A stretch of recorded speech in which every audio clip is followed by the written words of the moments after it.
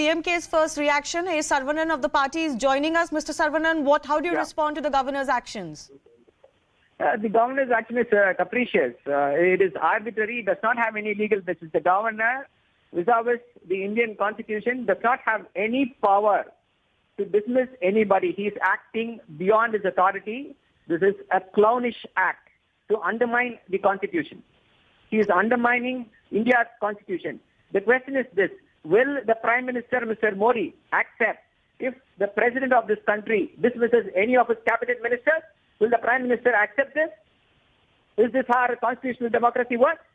Okay. If Mr. the Prime Minister Saravanan, cannot accept it, how will the state government accept it? Mr. Saravanan, the Governor's House press release says that there are reasonable apprehensions that continuation of V. Senthil Balaji in the Council of Ministers will adversely impact the due process of law, including fair investigation that may eventually lead to breakdown of the constitutional machinery in the state. Your response to that?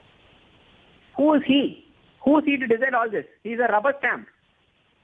He is a yes man as per the constitution. If he has any authority, if he has any power to do that, yes, he is welcome, but he does not have any power. Which clown? Only a clown will do something over which he has no power. So what is he trying to do? Is he trying to say that I have more powers than the elected chief minister? Okay. Is this how democracy works? Mr. Saravanan, I request you to just stay with me. Just stay with me. Let me take a quick response from Narayan Tirupati of the BJP as well. The DMK is rightfully enraged and they're saying that this is not in the governor's domain to sack a minister. No. See, he is an advocate. He should know what is law. Mr. R. N. Ravi knows what is right and what is wrong. He has dismissed. Dismissed is dismissed. The justice has prevailed. And Mr. Senthil Balaji should have been dismissed long back. It's too late, actually, but anyway, it happened now. We are happy. He should definitely not be in the cabinet, influencing unnecessarily his position. That's what we have said. And we are happy that the governor has taken the right decision, though late. No, but the question that is coming in, Mr. Tirupati, is the governor the right authority to do this? Yes, he has got the right. When he is nominating the ministers, obviously he has got the right to dismiss them as well. Okay, Kovai Satyan of the AIA-DMK is also joining us. What's your first response to the governor's actions? I think governor is forced to decide because his first letter clearly stated to M.K. Stalin that Senthil Balaji cannot continue on moral turpitude because he has a history of abusing his post as a minister. Mr. M.K. Stalin failed to take a note of governor's intent last time. Since he has failed in duty, now governor stepped into his shoes and took the action. And that's why this decision. And there are precedents. In 1979, Karunanidhi, the leader of DMK, filed a case against governor. It was contested in Supreme Court, wherein there is observation that when the governor has the authority to appoint somebody, he has got the authority to dismiss as well. All the cabinet members become his subordinates. So there is precedents, and there will be interesting times in future wherein DMK will shed crocodile tears, make a hue and cry on this issue, and that is bound to happen. Let's try and get our DMK representative back online. But Kovai Satyan, my next question to you was going to be this only: will this not lead to a breakdown of the relationship between the governor and the government in Tamil Nadu?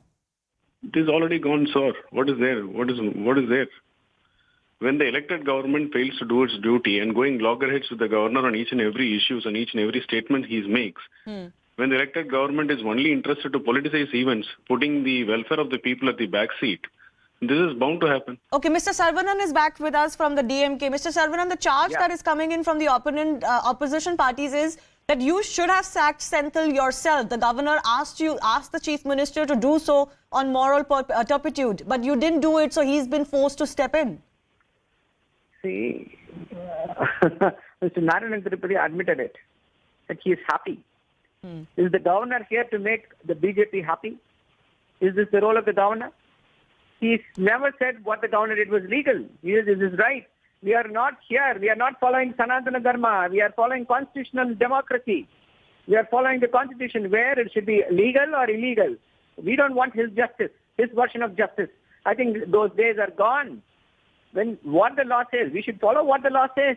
And let ADM cannot preach. We have the worst offenders. We had the Guska scam, Bhaskar, Vijay Bhaskar, roaming free. Charge sheet has been filed, but the ED did not bother. He continued. He continued as a minister. Several ministers against whom the CBI has filed, they continued as ministers. Where did the welfare of those, the people of Tamil Nadu go then? Sir, can I ask This you very governor is quickly? acting like a clown. Okay, sir, can I ask you very quickly, how do you plan to take this forward? Will you be challenging this in court? This does not have any value. This will not even have the value of the paper on which it is written, when it is not backed by legal authority. So why should we do anything about it? It has to be consigned to the dustbin. So you're saying that as it stands for you, Mr. Senthil is still very much a minister in the cabinet? See, I'm saying if the somebody XYZ writes, I am sacking the minister, I am sacking the home minister, will the home minister be sacked? Should not the person who is sacking the home minister have the authority to sack? That he should not have the legal backing to do that, legal authority to do that? Only the Prime Minister can do that. Can any X, Y, Z, Tom, Dick and Harry do? Okay, very quickly, Mr. Saravanan, just I want to get this correct. You're saying that you don't consider this decision of any value. It doesn't affect your government. You will not even challenge it legally. You will not challenge it legally. See, I am saying, I am giving you a legal perspective. Yes. I am asking, what is the value of the paper? If somebody signs it, does it become sacrosanct? No. That is not how democracy functions. That is not how constitution functions. So, let us examine the value of that paper. All right. First. All right. I get your point that you're making. We'll, of course, keep connecting with you again because BRIC updates coming in. This will lead to another flashpoint between the governor and the government. Have to slip into a very short break. On the other side, we'll get you more updates in just a minute.